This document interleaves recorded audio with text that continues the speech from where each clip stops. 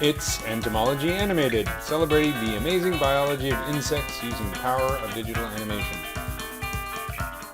Ding! Alright, this is part 2 in my series on sculpting a tailless whip scorpion or Amblypygid or whip spider. It's got a lot of different names. So in this video I'm going to talk about the process I used for creating, or at least blocking out, the pedipalps here, these terrifying looking appendages.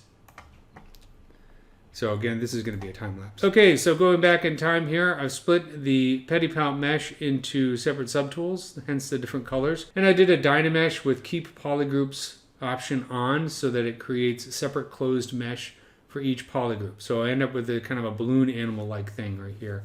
And so I'm using the move brush to just kind of refine it. And I'm paying close attention to my reference on another monitor to make sure that I have the curvature of these parts looking correct, because I really want to capture the personality of this animal. So, and that's actually what's hard to do.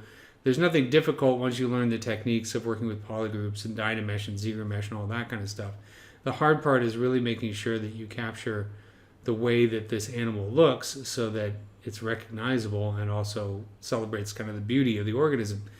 So I've hidden the other parts of the pedipalps. I'm just working on the ends here.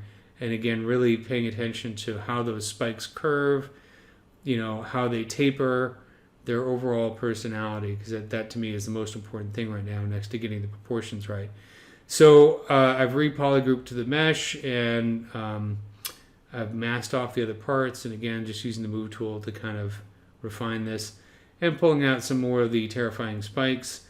I'm also spending a lot of time looking closely at my reference photographs, trying to get the number of spikes correct, their position relative to each other, the other parts of the animal, and also, again, kind of their personality.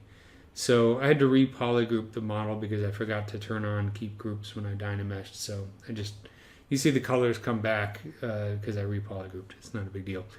But again, just paying close attention to the angles of the spikes. That's the thing that's the most important to me at this stage in the model, not detail or anything like that.